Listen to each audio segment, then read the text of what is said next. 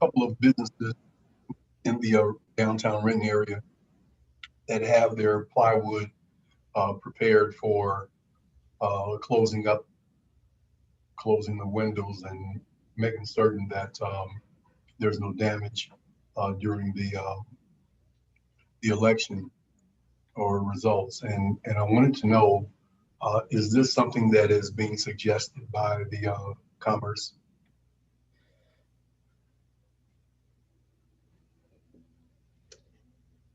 You know, we had that question posed to us during some of the protests that we saw, or the looting and rioting as well. And my response at that time, with the Renton Police Department here on the line, I would certainly defer to them for any kind of not a crystal ball and Kreskin prediction, but any kind of expert advice or suggestion there.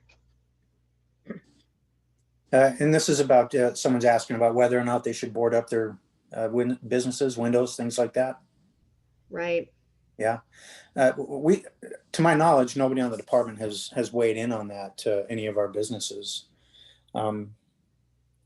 It's kind of one of those scenarios where you're planning for something that may or may not happen. And you certainly don't go wrong by taking precautions, I guess. That said, we don't have any information, and we have crime analysts. We have a crime analyst that is monitoring things like any planned protests in our community or any of the communities really in kind of South King County. And we don't have any information of anything coming into the Renton area. There was one over last weekend that was in Bellevue, and that actually went quite well, but it was given a lot of police attention. And if there were something along the lines of what Bellevue had planned in Renton, it would also get a lot of attention, and it would probably be peaceful. Commander Wilkinson, please accept my apologies. I did not provide an opportunity for you or Officer Walker or Ms. Havlik to provide introductions for yourself and your professional positions as well. If you would please share introduce yourself would be appreciated. Thank you very much. Sure. My name is Tracy Wilkinson with the Renton Police Department. Currently, I'm one of our patrol commanders.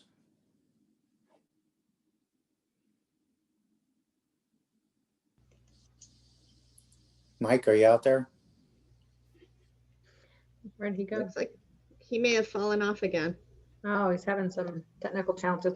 Well, I'm Sandra Havlik, so I've been with Renton Police Department 10 years now, and my main focus is the Business Watch program. So anytime I can do anything additional on top of what patrol can do, I support the officers. But then I also work with businesses in case there's additional crime prevention methods I could provide, presentations on safety, security surveys, and I also work on all the social media and some PIO roles. Thank you very much, you guys. Yeah. I didn't see Mike on that list anymore. Did he drop off? I believe so. So Yeah. We'll see if he comes back. He's come back before, so we'll wait for him. He's probably working on it. Mike Walker is an officer for Renton, and he's currently in our directed enforcement team. That's the guys you see frequently, not as much this time of year, but on bike patrol in the downtown area. And they do a lot of things with the transient population in the city of Renton also.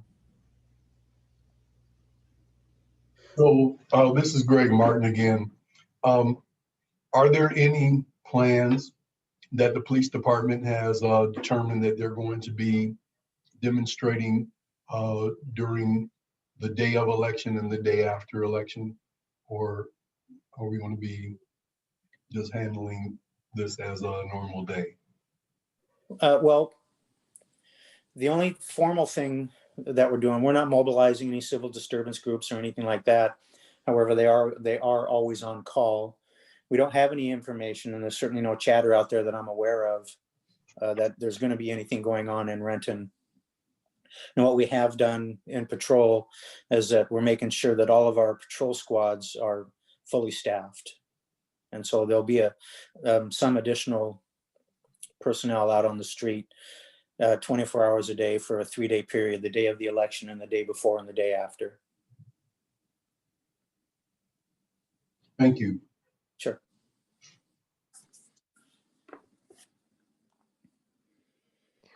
Yeah, hi, this is Ron Tazuma. Along the same lines that Greg was asking, is there any orders to stand down against violent riots and like firebombing any businesses? I'm interested in the demarcation of where you guys might want to protect or not protect. Is there like a line where people outside of that area are at risk? No, Coming, we don't have any stand down orders, and we will respond to criminal activity as it happens. okay, thank you very much. Uh-huh.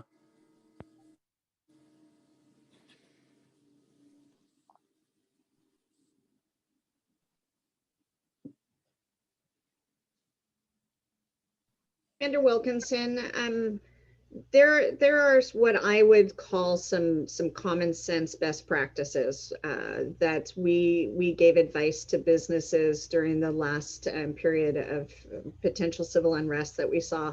Those were things like emptying out your cash register, or taking some of the your liquid assets out of your location at night, or moving your inventory, things that would make you less of a target or victim. Is there any kind of I'd say common sense tips that you could share with business owners that they might not readily think of or be forefront on their mind as some preventative measures, especially during a time that we might anticipate or there could be any fear for unrest? Well, certainly anything that somebody can do in the form of security is good. There are a lot of certainly inexpensive security things that people can do. Just as an example, your Ring doorbell type systems also come with different cameras that you can place, and they're mostly on Wi-Fi, and it'll alert you if there is anything going on at your property. That's going to give you the most real-time information. Outside of that, the things that you mentioned, certainly boarding windows if you feel that you need to, and keeping things kind of out of view from windows that are uncovered that somebody might want to try to get to. I could add to that a little bit too, just based on security survey recommendations that we would do on just even a normal basis. But I mean, Commander Wilkinson and Diane, you too are correct. You know, it's so easy as you get in a habit every day to leave registers, you know, still in the cash register, the drawers. But even just in a normal protocol, we would say always open your drawer so people could see that if they looked in your window and they could see your register, that they could see that it was open and there's nothing sitting in it. Because it's closed, that's really tempting. They are assuming there's money in it. I would pull those drawers out. You could put them on the counter, show they're empty. If you have things in cases, I would take the time to clear your cases that night. So anybody looking in your windows is not seeing anything, you know, tempting or attractive to them to take the time to want to loot your store. It seems like looting is just, you know, the theme in some of these protests. But if, and your lighting, if you end up turning out your lights off when you walk out at night, typically I would always recommend that you keep your building inside lit somewhat, because as you have passerbys and patrol vehicles driving by or someone walking by, if they glance over, they're seeing inside your business. They're seeing inside in the middle of the night if someone's in there and possibly they do not belong. So you want that visibility from the outside people, officers especially, to be able to see in as they're driving through.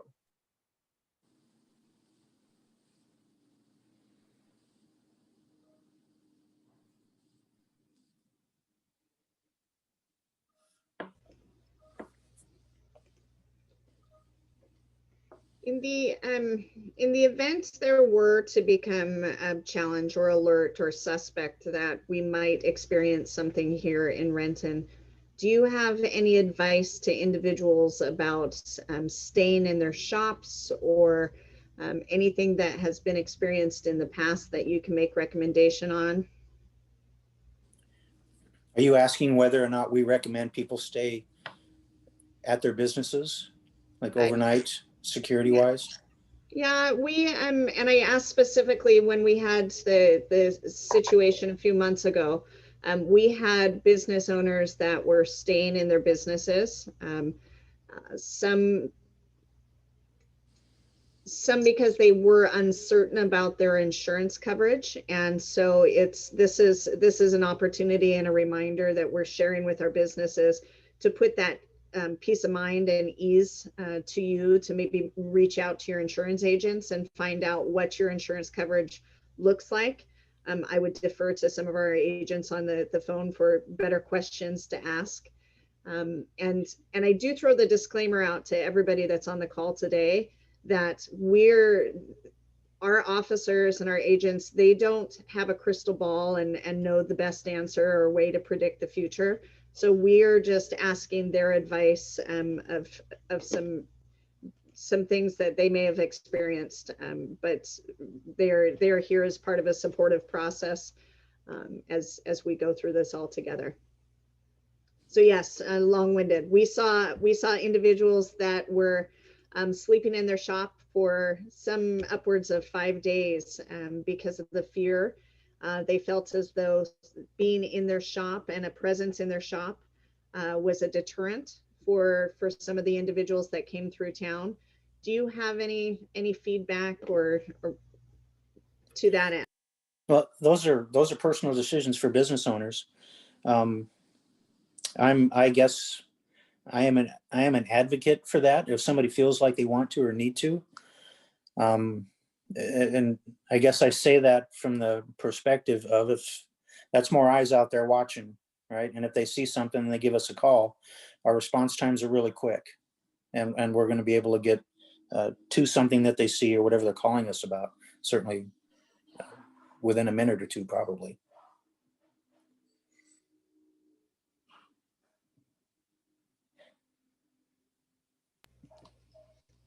Thanks for that response. Sandra, you guys do a fantastic job at communicating and relaying information and keeping people abreast. Is there any consideration or any different plans that you have as far as communicating any real-time situation, even if things are clear or calm, as part of more communication during this process? Yes, great question. So we've already talked to the chief, just like, he's met with command. We kind of call ourselves the social media response team. And so we will be working that day. We're all scheduled to work that day, and we're prepared to stagger shifts or work into the night covering what's happening in our city. So if we need to put information out, we're ready to do that. Plus, we're always on call as well. So if there was a major incident, or if the chief decided to call everybody in, similar to what he did the night of the protests, he did a call out basically, and we all responded, even along with the officers responding, social media responded, so we can get information out. So that's what we're prepared to do.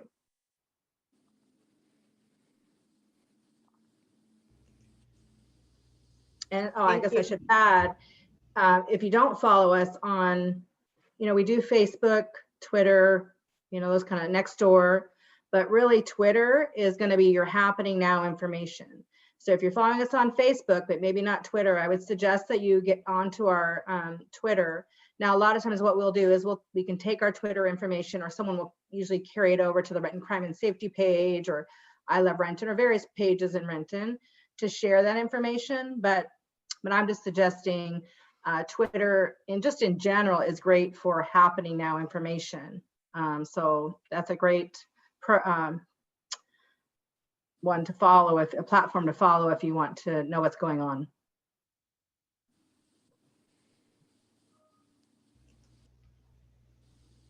Thanks very much for sharing that. I see Ashley's on the call. Ashley, can you help put the information, unless Sandra, if you have it readily available, put the information in the chat maybe for those locations that people can can follow if they're not familiar with the process. Yeah. Thanks.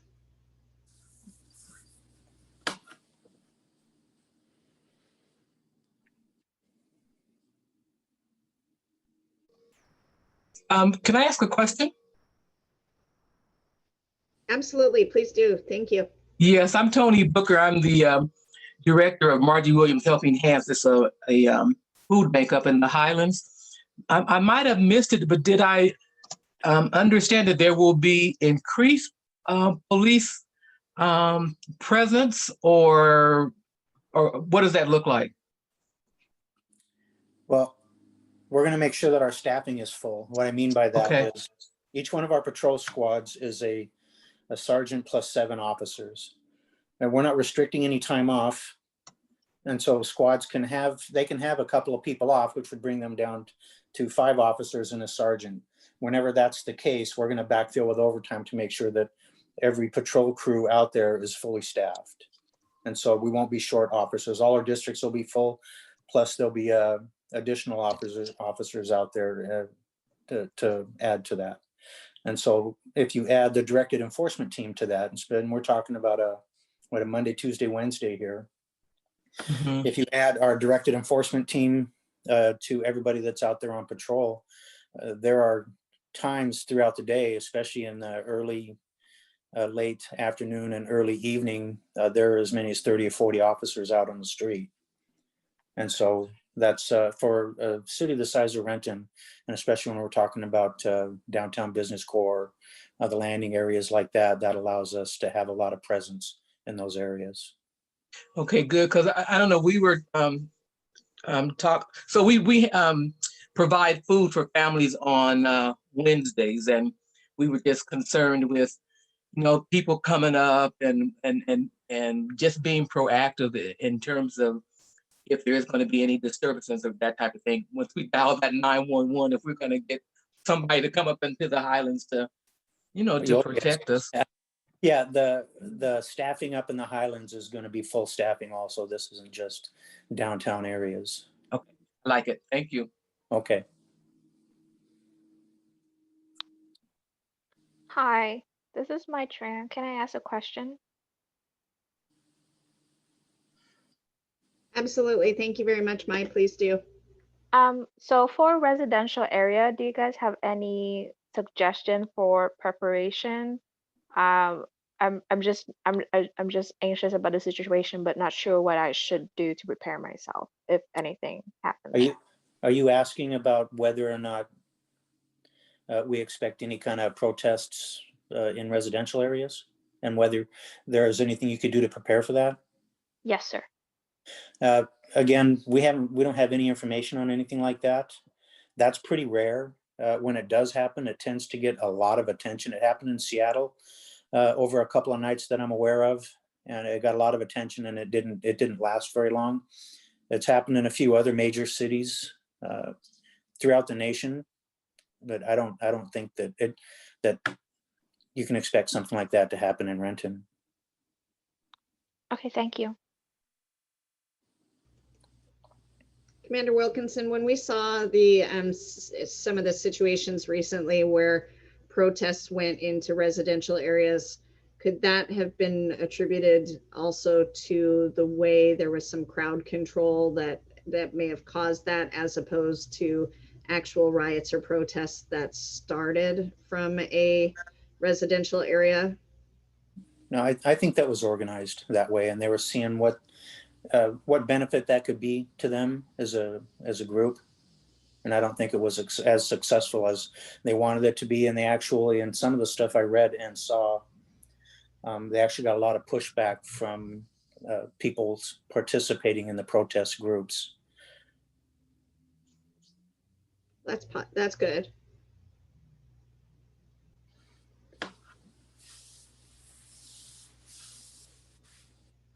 I have maybe a ridiculous question, but how do you, or how does the Renton Police Department move from protesters to it becoming more violent and destructive? At what point do you make the decision or mark that this is out of control and this is beyond what regular protests should be allowed? Well, in Renton, and I'll differentiate us from a lot of things you see on the news, and certainly locally, and by locally I mean Portland and Seattle. You hear stuff on the news where they will make a decision. This has now become a riot because X has happened, because assaults are taking place, or because businesses are being broken into. One of the things that we talk about in Renton is a kind of a decentralized leadership concept, right? Though that doesn't have to be a command level decision for something along those lines. And we just we respond to criminal activity. If there's an assault taking place, then we're going to deal with the assault. If there's a burglary or trespass taking place, we're gonna deal with those things. If we get a level of activity in Renton that is starting to go beyond a scale of what on-duty personnel can deal with, and then we'll start activating other task force groups that we have throughout the valley. One of them being our civil disturbance unit. That would probably be a fairly quick response. And that is more of what most people refer to a riot squad. And they have the gear and the training those groups do to deal with stuff on a larger scale. Thank you. It just seems like these days I've seen things just turn on a dime, and I appreciate the fact that you guys are prepared for that and know who to call. It seemed like there was a very quick response during the small times that we saw a few months ago, so I appreciate that. But just was curious about how you make that timing decision, I guess, because it just seems like it can happen so quickly. Yeah, our sergeants have the ability to do that if they feel it's necessary, and they can do it in a couple of different ways. One of those is they can make a quick phone call to what we call a command duty officer, and that's someone in the command staff of the department who's on call 24/7. They can just make a phone call and say, hey, here's what I'm seeing, and I'd like to mobilize the civil disturbance unit or the SWAT team or whatever task force is appropriate. And then it just takes one phone call from there. It's a code red system that we use, and that call will go out to every individual that is part of that task force, and they'll start to mobilize. And so it happens pretty quick. Great, thank you.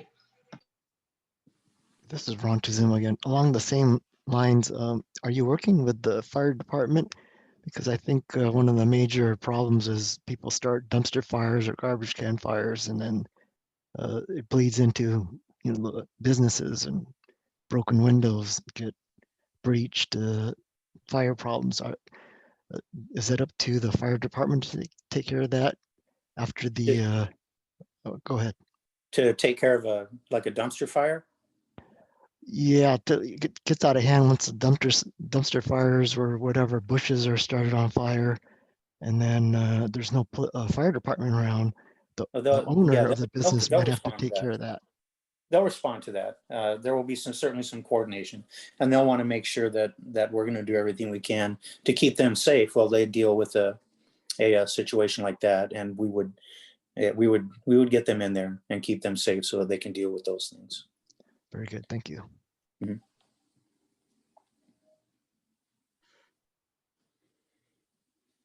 Kim, you brought forward a great point, and kudos and applause to the Renton Police Department and the response when we did see some of that rioting and looting come forward at the very initial stages. The response and deployment of your teams to the various areas. We had feedback at the chamber, especially from our businesses at the landing, about your swift response and the efficiency with which you performed that. So thank you very much for the work that you do and the work that you did in that instance. Your response there, preemptively, we at the chamber, we were telling businesses to have faith in our police department and your ability to respond. your response and performance in that case gave us the confidence to stand behind that suggestion to our businesses and not that we lacked the confidence beforehand, but seeing on the national news and media, the various challenges that you see across the nation, you're always fearful of what might happen in your own backyard. So thank you for providing that confidence to the businesses and to the chamber in particular to rely upon on your response. Well, thank you for that.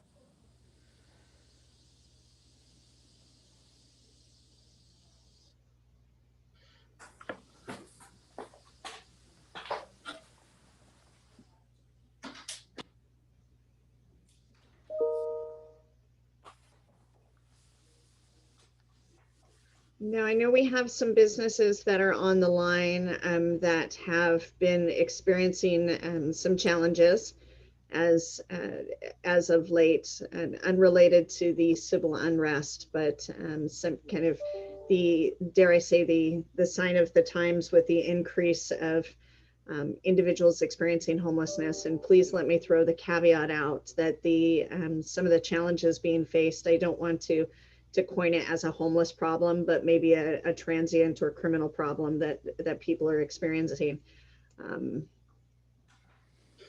Can you share the police approach or observations to some of those challenges that are being experienced in the downtown core, observations in the downtown core? Sure, and I see that Officer Walker is back on. Mike, are you hearing what's going on in the questions and able to participate? Yeah. I finally get my computer working, so I apologize for the delay. Okay, just at a kind of a macro level, I'll respond to what you posed. From a police perspective, and this is different than most non-police perspectives,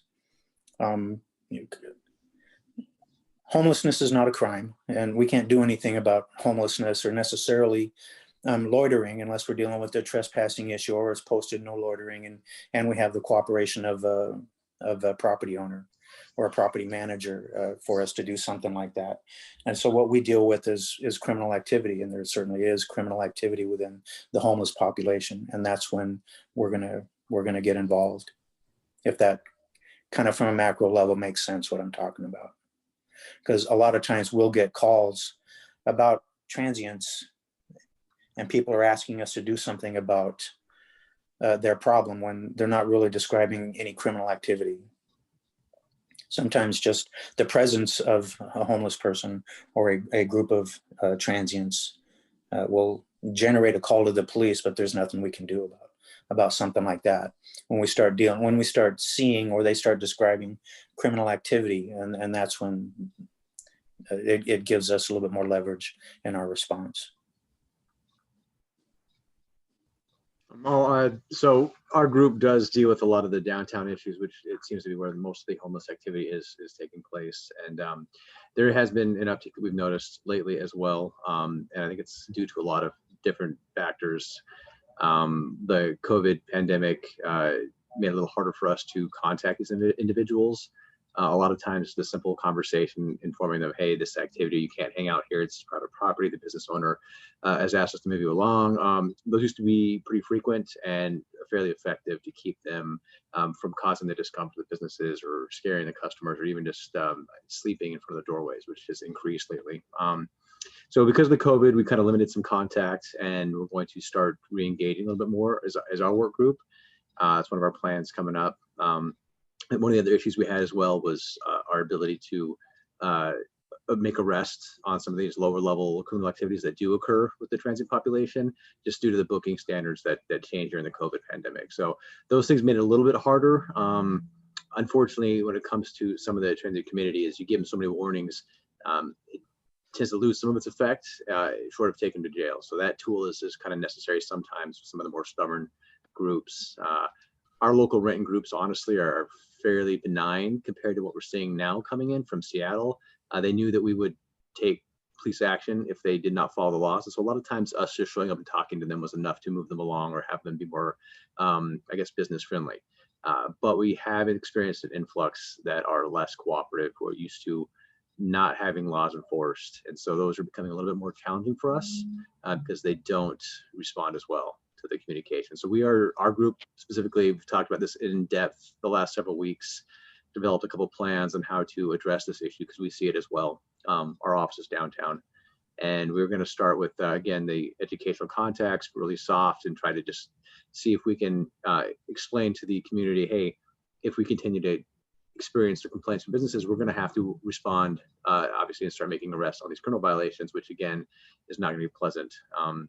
And so we're trying to, hopefully that works. And then obviously from there, depending on what we're allowed to do based off the COVID thing, we're going to continue to obviously address the issue and hopefully get the businesses back to a point where they're more comfortable, because we do notice it, and I honestly apologize because it's been a little rough. So hopefully that answers some of the questions. We do have a plan in place, and we're going to actively, I guess, start trying to engage this issue.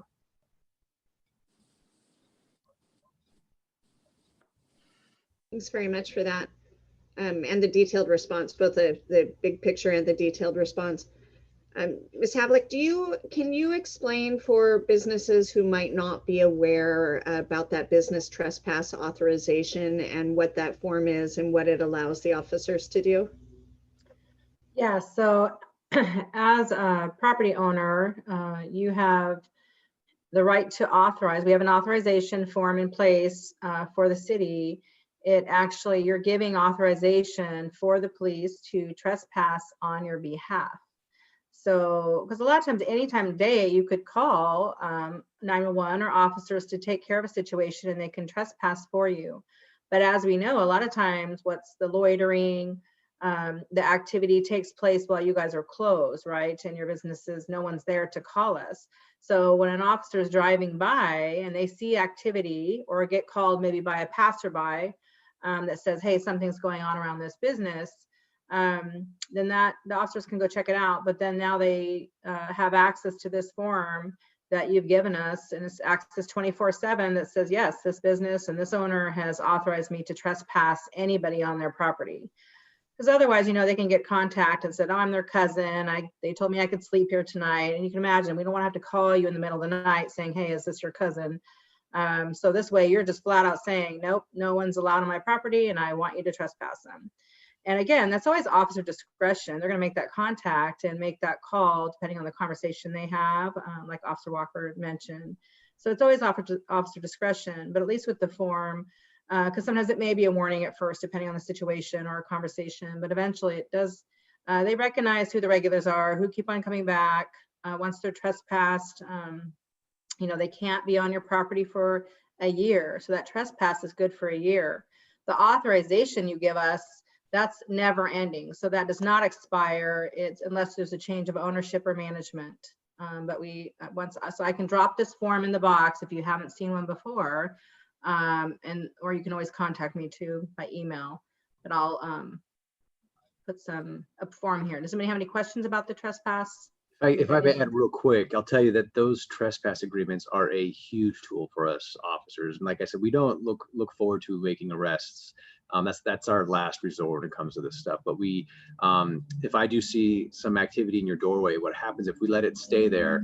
What happens is it grows. Once they realize, hey, we can hang out here because we're not getting told to move, that activity grows. And then with the growing activity, the criminal activity increases, and then the trash and all the other destructive activity that comes with that. So if I drive by your business and there's no trespass agreement, I honestly can't even contact them. I might have a conversation, but a lot of times it's counterproductive. But if I know that you've got that trespass on file, it gives me the opportunity to say, hey guys, owner doesn't want you here, you guys need to move along. And that's usually all it takes. But what it does, it tells them, hey, I can't be here, and they find someplace else. And when they find the spots that they get left alone, they accumulate. And eventually that becomes a big issue, and then we find out about it.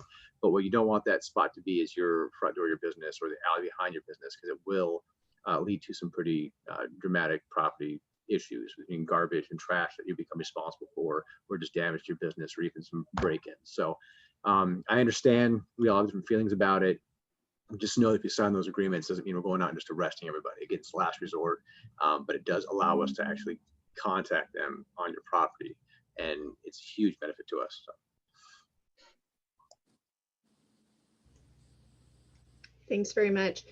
I believe one of the important factors that a business must have in your processing with that business trespass authorization would be a no trespass sign posted there on the property. Yes, and that's listed in the form, and that should be placed. You'll know the area. We don't want it to be, up front where your customers are all coming in, but usually that's not where the problem area is, right? It's usually along the side of your building or the back alleyways, like Walker talked about. So, but really that helps in prosecution. If it becomes a criminal matter and it goes to a prosecution, the prosecutors really love that there is a visual sign that is really clear to people that they have crossed a line between public space and private space, and they should be aware that they were not welcome there. So that's where that sign comes in. Would that business trespass authorization also prove as a potential tool for officers in the event of civil unrest, if people start milling about on private property or in any form of trespass? Is that accurate?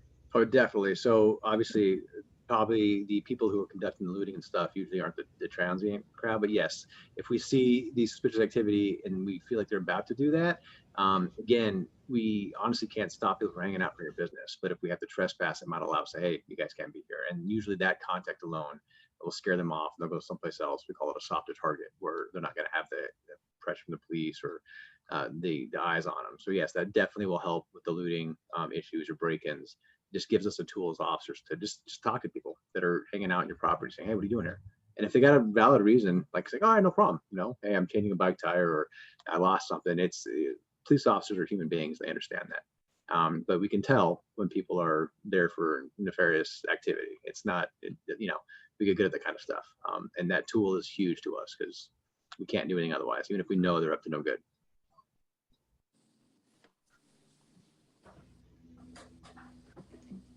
Hi, I have a question. Thanks, Courtney. What is our, I guess, limitations or our abilities to get them off our property ourselves?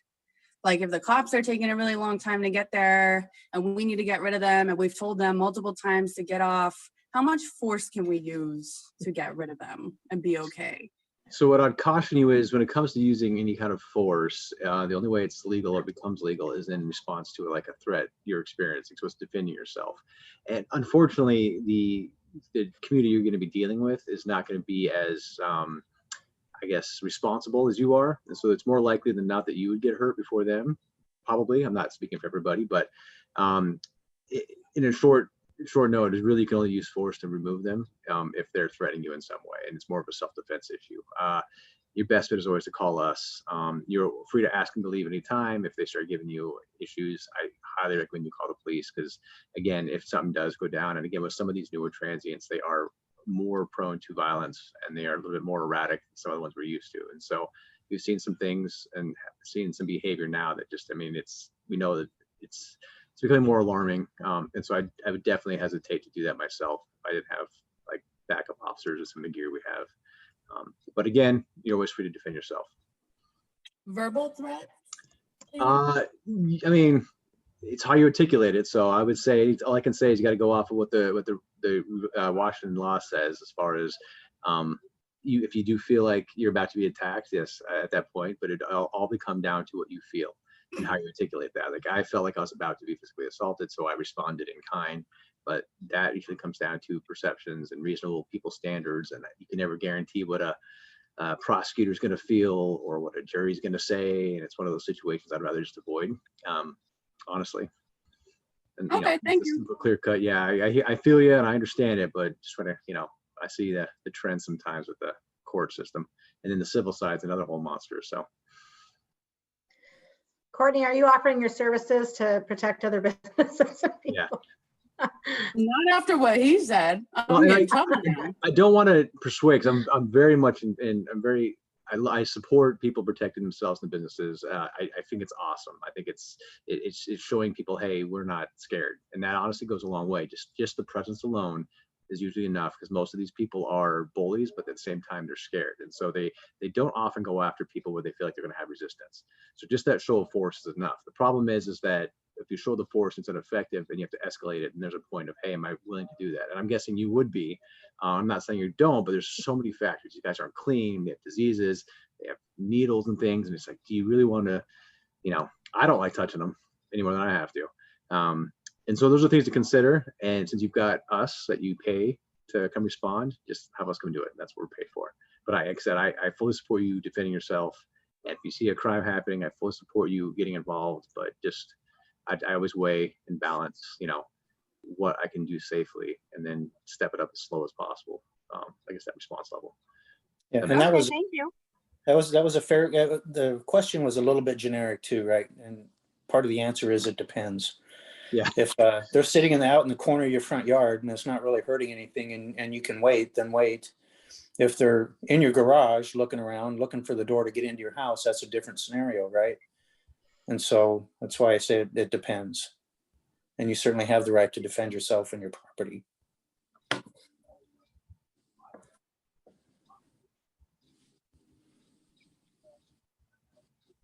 Can you all touch on cameras? In years past, cameras were just as good as the picture they provided, but over the last couple of years, the city of Renton has changed ordinance. It's my understanding they've changed ordinance that your camera and video footage can be used in the case of trespass. Is that accurate, where it would be beneficial for individuals to have cameras? I think so. I love, the more cameras, the better for law enforcement wise. We use those not just for trespassing, but any crime that happens, and we can find cameras. We have the camera registration program, which is amazing. So we actually can know who's got cameras available. So if a crime does occur in the vicinity, we can start tracking down the camera owners and say, hey, we know you have a camera. Can we look at the footage? But we've done operations where cameras are the only thing that, the video from the cameras, the only thing that allows us to prosecute suspects, is because they have the video. So I fully support that as well. It helps us in many ways. And it's gotten so easy and so inexpensive anymore to really get good camera coverage on properties and businesses that it's, I think, money well spent. We found, just from a place of experience, we found at the chamber we were having a lot of problems with trespassing, and we put cameras up so we had real-time awareness of when people were on the property. We used the cameras to alert us to then call the police, and the police, the response was great. And eventually it becomes a point of, if people find a spot that there is not convenient for them to camp, they are less inclined to camp there in the future. And so we have found great success in that, using cameras and that real-time approach and the response, and thanks to the officers for the response there.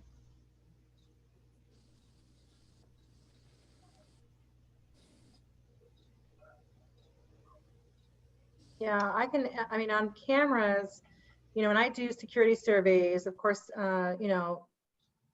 it's all based around a model on crime prevention, and there's different layers. It's all about different layers you want to add to your business, whether it's lighting, your landscaping, and landscaping is a big one, just because if you have bushes covering the windows of your business and things, then people can't see in, and people working for you can't see out. They can't see a threat coming, things like that. Lighting is still the #1 deterrent to crime. Cameras, however, are great for an investigation, right? If you have really good video footage, unless, like you said, you have real live time monitoring, where that as soon as that camera kicks on, you have security maybe, who's alerted, and they're calling the police as it's happening. So, there's so many different types of camera systems, and what you're trying to capture on camera. Is it activity behind your building? Is it, someone who's working in your store over, handling money? Starting to throw theft prevention inside your business. If you have like a parking garage, right? Are you trying to capture license plates or facial recognition at a bank? So there's all types of ways that you can use the cameras. But so I know over the years, like Tracy mentioned, it definitely has gotten less expensive. So with the ring systems and the small systems that you can use. So you really have to determine how you want to use that camera. But again, I will always say lighting. If you can light up your business around there, like I said, even leaving some lights on inside, so as patrol goes by or other people drive by, they will recognize activity that is going on that at a certain time of night just doesn't make sense, right? So that usually creates a call to 911 for the officer to come check it out. If it's lighting around your alley where you, because a lot of times criminals do not want to be lit up. If it's a motion sensor light, they don't want to be startled. But motion sensors can make people look over as the light goes on, right? You can automatically look over at your neighbor's house as a motion sensor light goes on and you go, what's going on? That just lit up. Things like that. So lighting is still your #1 deterrent that I would recommend first, but definitely with cameras becoming less expensive, that's an option. They literally have, I mean, they're out there now and it's not even really that new anymore. Cameras, if it activates it will just alert straight to your phone. Yeah, that's Just fantastic. take a look, see what's going on. Yeah. You know, until we decided at the chamber what system to invest in, there is an app you can download to your phone. It's called the Alfred app, and you can convert any cell phone or any old cell phone that still has Wi-Fi access by downloading that Alfred app into a motion sensing phone. And there's no charge for that system that would then alert you. It has an alert process available too.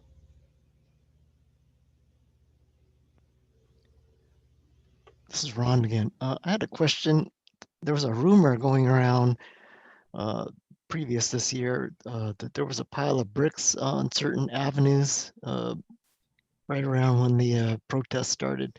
And also, there's also a lot of construction along 3rd Avenue. Is anybody going to patrol, make sure people are locking up the construction materials, you know, during this period? Because that's a huge risk to have those type of things open. Yeah, that certainly has happened. The only valley agency, and by valley agencies, the ones that we work with and refer to as valley agencies are Renton, Tukwila, Auburn, Kent, Fedgeway, Des Moines, and then Port of Seattle is part of that also.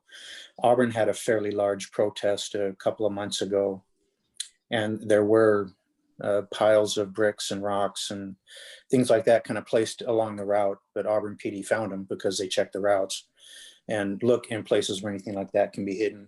We had certainly a few protests in Renton earlier in all of this.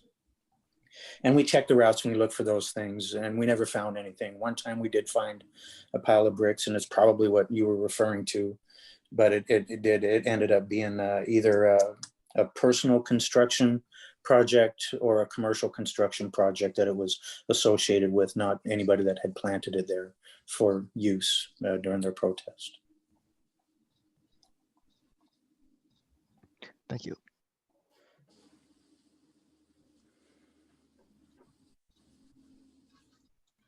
You know, that's a good opportunity and segue that with some of the insurance agents that we have on the phone, are there questions if our businesses want to reach out to their agents to check on the insurance policies that they have for damage or destruction?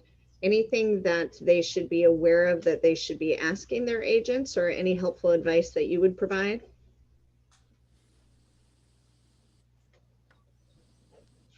I can go first. And I'm not sure how long-winded I can make my answer. The one thing that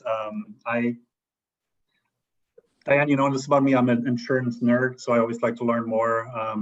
The one thing, and it's a really remote possibility. There was really a small chance this could have happened in Seattle and other places when federal buildings were involved, and that the riots could be considered an act of terror. There was the talk going around, and insurance companies started informing agents about if it's going to be considered an act of terror, there will be no coverage unless you have terrorism coverage. And so there's a difference between vandalism and riots are covered by 100% of the property policies. So if you have any sort of policy that covers property, riots will be covered. Any sort of civil unrest, damage caused by it will be covered by it. So there's really remote chance that it's going to be considered a domestic terrorist event is the only scary thought somebody could have. And I would say a majority of clients don't have the coverage. So that's ever since that was being mentioned, I insure a lot of apartments and whatnot. And I started bringing that up, and I would say like 90% of clients have started choosing that coverage because they never thought of a terrorist attack, damaging their building. But when they think of like, hey, could there be enough damage being done by certain groups where all of a sudden the government tells us it's a terrorist attack or an act of terror? And so there's no, it would be unprecedented. We wouldn't really know how exactly it would be handled, but just keep that part in mind as a business owner, that really, really small remote chance that some major event, especially if it's going around, organized around the country, that could be leaving somebody uninsured. But otherwise, any sort of, somebody lights your business on fire, anything like that will be covered. Like I said, 100%. The only other thing that can get a little bit tricky, and most insureds that I run into, they have a hard time articulating what kind of loss of business income coverage they have. And so that's something maybe to really consider. Property coverage does not automatically come with loss of income. So if, you might get the insurance company to pay for your damaged store, but you can run your store for a couple of months. There may not be any business income replaced during that time. And it's not too late for that. You can definitely call them up today or really the day before and add coverage. The important thing to keep in mind, and that's really how close we were, like how insurance companies are conservative by nature. I would definitely agree with that. And what they did, they stopped allowing insurance agents writing policies in Seattle for a short period of time. Not all insurance companies. It's based on an insurance company's decision, but so those things can happen. So there is the saying of it might be too late. So if you have civil unrest getting worse, whatnot, there's a chance that, probably not 100% of the insurance companies, but the ones that are really trying to stay on top of what's going on will stop selling insurance in certain zip codes around the country. And that did happen earlier this year. So that's something to keep in mind for sure. And lastly, and that's just, actually I wrote an article about it on my website, but the civil authorities, so if let's say the police department comes down and it's like, hey, we have to shut down the street for a certain amount of time, there is limited coverage available for that. What's interesting though, what COVID-19 taught a lot of business owners is that physical damage has to take place. And so if, for example, the police department decides like, it's going to be unsafe for businesses to stay open for the next couple of weeks, technically speaking, and insurance companies can vary slightly, but if there is no property damage that took place within a mile of your business, there is no coverage for you in that place. So just like with COVID-19, if COVID-19 itself didn't damage your property, you don't have loss of income coverage available, because that's how, by a pure language, policy language standpoint, that's how those policies are set up. Like there has to be direct physical damage to property in your business or near your business for there to be coverage extended to you. So as a business owner, I would feel safe as far as insurance goes, as long as, like I said, I have property coverage on my business and business income to go along with it. But like I said, that very remote chance of any sort of major event is anybody's guess, if that's really something to lose sleep over. Hopefully that was short enough of an answer. You're fantastic. I love having you as an insurance nerd around. I appreciate you. For the sake of, I did put your information into the chat, but could you share your name, your agency that you're with? Would be appreciated. So my name is Dominik Kunigk. Look, I even got like so that's my agency, the insurance agency. I got an ask me. So we're right here by the police department, actually, up the street here in Benson, off of Benson Road, 1500 Benson Road. And if you guys don't mind, I want to thank the Renton Police Department. They've helped me out a couple of times here at the business, and you guys are awesome. You guys, I had one officer after I got locked inside the building, spent 10 minutes going through my car looking for an extra key that he found after 10 minutes, but he didn't give up. So I appreciate that was the first and last time I've hugged a police officer. I asked for permission first though, and he said sure. And that was awesome. But no, you guys are, we really appreciate you guys being that open and helpful and just available. it. We appreciate hearing that. Thank you. That's what we're trying to do.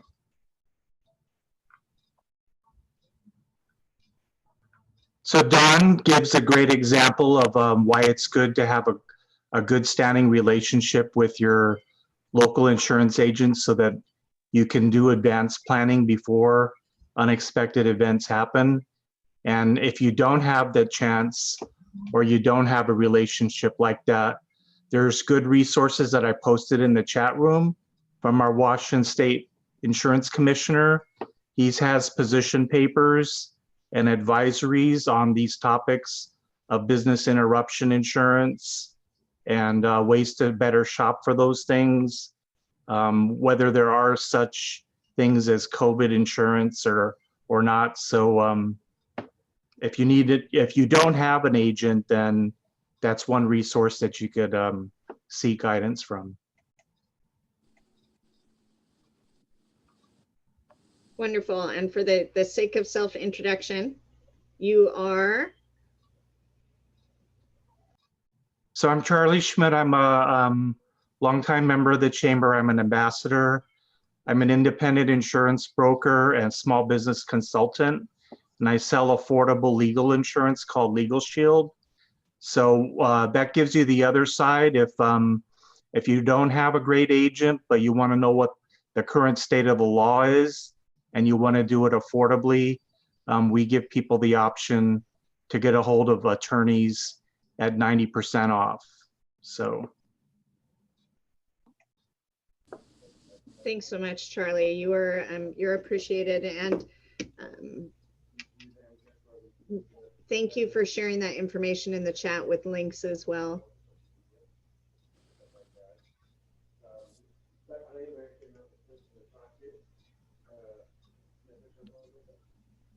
Watching the screen for mute buttons.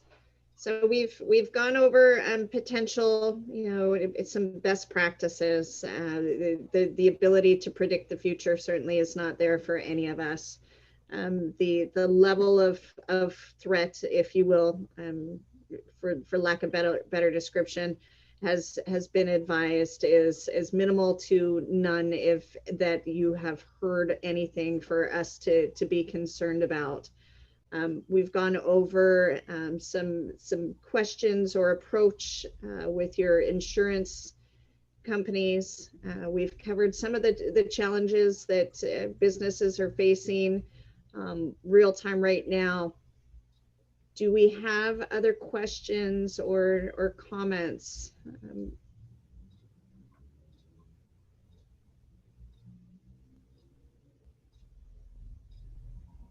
No, it's very good information.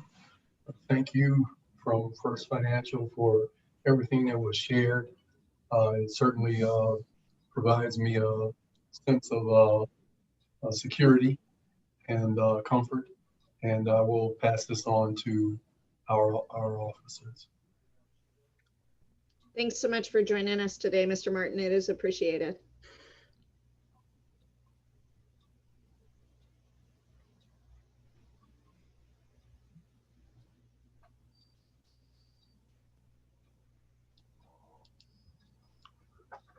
Well, I would say if nobody has any other questions, or officers, or any further comments from the agents, insurance agents, or the Renton Police Department?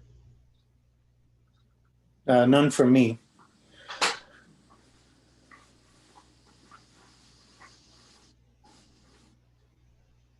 Okay, well then what we will do, thank everybody for joining us. Thank you for your continued awareness and participation as an active business representative. That's huge for our community, and thank you for all that you're doing.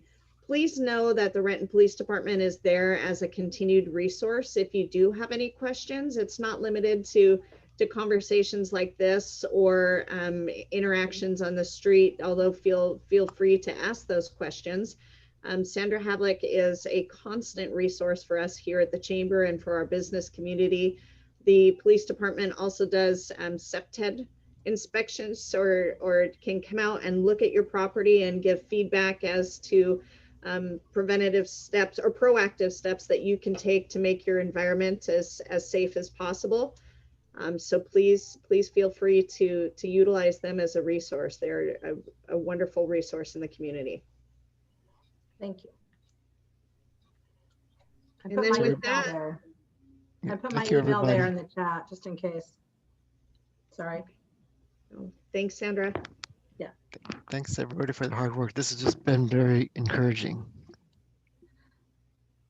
And then so remember the forms of communication if you want to stay current with the current time information coming out from the police department. That Twitter is the best way of doing that. We'll try to keep communications open with downtown business owners as well as far as the chamber goes. And in respecting everybody's time, I know we had an hour and a half slated today, but certainly would be welcome to gift you back an extra 20 minutes of your day.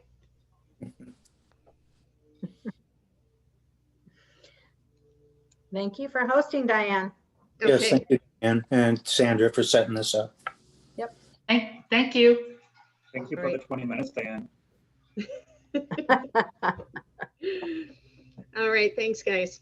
And Dom and Charlie, thanks for being here and for being there as a resource and providing some of those questions and awareness for people to know about too. Thanks, guys. You're welcome.